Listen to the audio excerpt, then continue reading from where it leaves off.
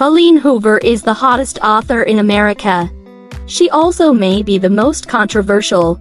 An author doesn't rule the bestseller lists for months without plenty of praise or plenty of controversy. Colleen Hoover, currently one of the most popular authors in the US, has attracted both in equal measure. Hoover writes contemporary romance and psychological thriller books geared toward female audiences. The 43-year-old grew up in a small town in Texas, and within a span of 10 years, went from self-publishing books on the side to selling 14.3 million copies of her work in 2022. Her best-known title, It Ends With Us, was published in 2016 but has enjoyed a huge resurgence thanks to social media and word of mouth. A movie adaptation of the novel, starring Blake Lively, is set for release in 2024. Hoover, known as Coho to fans, also commands highly active groups of book lovers.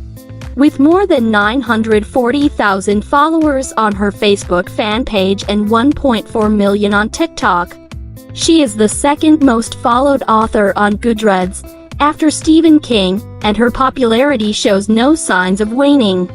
She was named one of Time's most influential people in 2023, and her books occupied 3 of the top 5 spots last week on the New York Times paperback trade fiction bestseller list.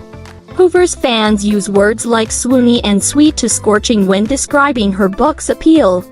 It's not unusual to come across TikTok images of readers in a post-Hoover haze, verklempt and clutching their tear-stained tomes, breathlessly teasing a shocking plot twist, sexy scene or emotional moment. Colleen Hoover books always leave me speechless and in tears, one TikTok reader said. However, there are plenty of readers who take issue with Hoover's work, and aren't shy about pointing out what they see as dangers in her themes and storylines. For example, several notable book influencers, and countless readers and writers, have raised red flags about It Ends With Us, saying it romanticizes abuse. Many in the romance community also point out that Hoover's work sometimes defies staid romance novel conventions, making it a difficult fit for the genre. In a word, many see Hoover's books as problematic. These criticisms raise complex questions about the reader expectations around certain genres, how art presents difficult issues, and how one author can be so popular and so reviled at the same time. It Ends With Us tells the story of a woman named Lily Bloom and her contentious relationships with 2 men, her childhood love, Atlas Corrigan, and her eventual husband, neurosurgeon Ryle Kincaid. The toll of domestic abuse is a clear theme of the novel, and Lily is deeply affected by her mother's abuse at the hands of her father. In fact, the very title of the book is supposed to signify the end of this dangerous cycle in Lily's life. However, readers have shared their discomfort with the portrayal of Lily's own abusive relationship with Ryle. In the book, Ryle physically, sexually and emotionally abuses Lily, acting out in fits of jealousy and rage. This behavior is graphic. It is named. Other characters express their concern for Lily, and she eventually ends their marriage over Ryle's behavior. The issue at hand, for many critics, is not that domestic abuse, a painful fact of life, is part of the narrative. Rather, it is that the behavior is central to the doomed love story in which readers are supposed to invest themselves. Book influencer Whitney Atkinson says some stories are aspirational. Readers want to imagine they're part of the storylines. Many romance or fantasy novels, for instance, prompt this response. However, Hoover's work, she says, blurs that line with the addition of painful and decidedly non-aspirational narrative arcs. With a lot of romance and romantic books, you want to be in that story, or part of that world temporarily, says Atkinson, who has more than 90,000 followers across YouTube, Instagram and other platforms. As for Hoover, I think people can more relate to the characters. But it's not like you're reading it for escapism, other than the fact that you're gobbling it up just because it's quick and easy and fun to read.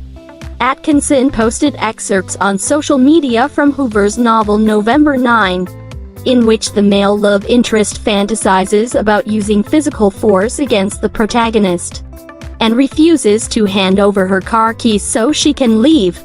She pointed out what she saw as a pattern in Hoover's books of women who endure disturbing behavior from their partners. It was the same theme over and over again: timid female characters and overbearing, abusive love interests, Atkinson tells CNN. I don't think anyone's arguing abusive or controlling behavior can't be written about. It's the way it's written, as if it can be excused or is just part of a normal relationship. CNN has reached out to Hoover and her agent for comment. As it happens, these depictions are also what lead readers to praise Hoover's books as raw, emotional, and compassionate. It Ends With Us is the most personal and daring and painful book Colleen Hoover has ever written, reads one 5-star review on Goodreads. Abuse and domestic violence are a delicate subject, and when I found out they were this book's main theme, I thought about not reading it. But I owed it to myself, as a person and as a woman, to proceed. Because pretending a problem doesn't exist does not make it disappear. Hoover also sees her books as tools for empowerment. The author has been open about witnessing the aftermath of her own parents' abusive marriage, and has said It Ends With Us was inspired by her mother's courage to leave the relationship. I've heard from readers who left terrible situations that my books inspired them to do so. That's the most amazing thing I could ever hope to happen, she told Time in 2022. Hoover has said she tries not to read criticism of her books. If people don't like what I write, I just try to avoid that side of it, she told Jenna Bush Hager in June. I get it, it doesn't bother me at all. I feel like when you have 5 books on the bestsellers list, it's very hard to be upset in any way by criticism. Because you know that people out there are enjoying your work, and I just keep my focus on that. Amanda Deal, a member of the team behind the popular romance blog and podcast, Smart Bitches, Trashy Books, says people are drawn to Hoover's works because of the melodrama and the intense feelings they stir up. It's a lot of angst, she says. It's a lot of big feelings of that first intense love or being attracted to someone that is, quote-unquote, bad for you. If someone opens a book knowing that's what they're getting, that's their business, she says. I'm always a strong proponent of not yucking anyone's yum. If this is what you want to read, I trust that you are an adult who can separate what you're reading as fiction and what you pursue in your own life. Complications arise, she says, when a book is marketed as something it's not.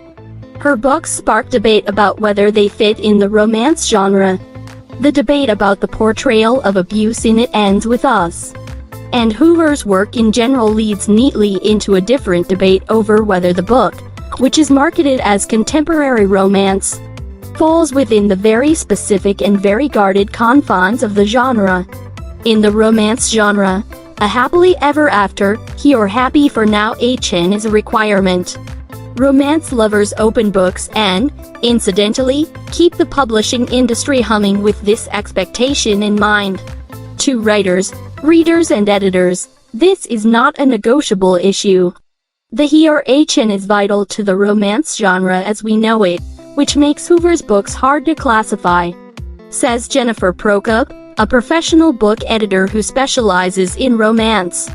But do bookstores and people who make listicles always have the ending in mind the way a romance reader would? Probably not. It Ends With Us does not have a romance-style happy ending, but some of Hoover's books do. Its 2022 sequel, It Starts With Us, follows the romance genre's typical beats more closely.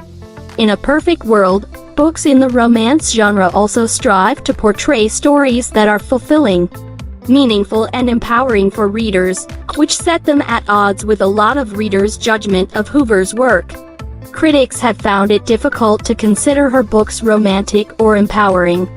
When they say, encourage the reader to root for infidelity or to depict an abusive fantasy, However, we do not live in a perfect world. I think that romance has always dealt with questions about what it means to be in healthy relationships and how to handle being in unhealthy ones. That is the work of the genre, Prokop says. Although I would like to say that romance always depicts healthy romantic relationships and partnerships, that's just not true. I think that there are books in the genre that are, assuming best intentions, exploring how people can live happily in imperfect situations. Hoover's background in self-publishing may explain why she straddles genres.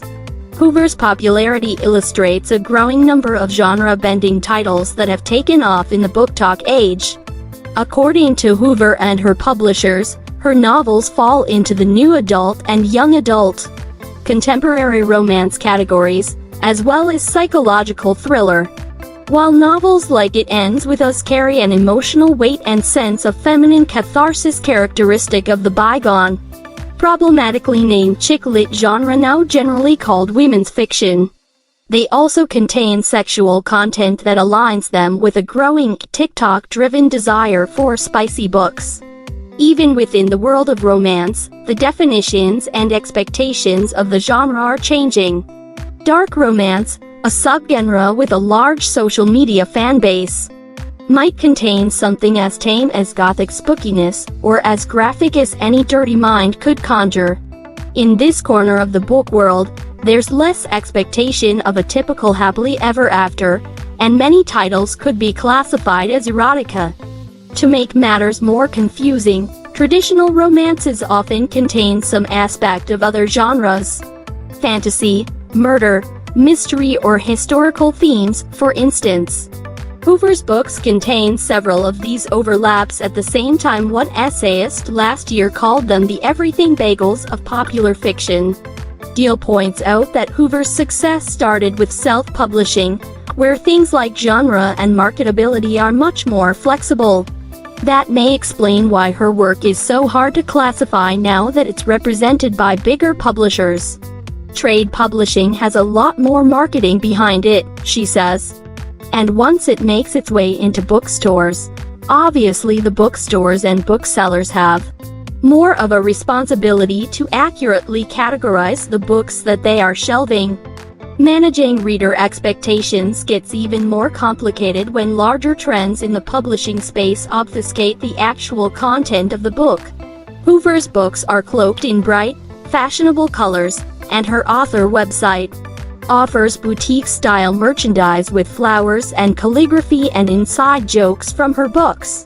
That doesn't exactly square with a lot of her readers' emotionally brutal reading experiences. But Deal says that's an issue that goes beyond Hoover's books. Romance has a marketing problem, and it's not just Hoover, she says. They love a trend, they love whatever is working on social media.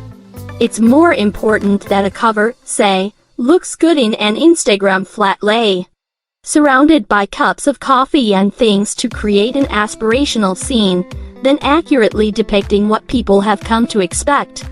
Hoover herself is aware of the unusual classifications of her books that leave some readers disappointed, but millions more waiting on her every word.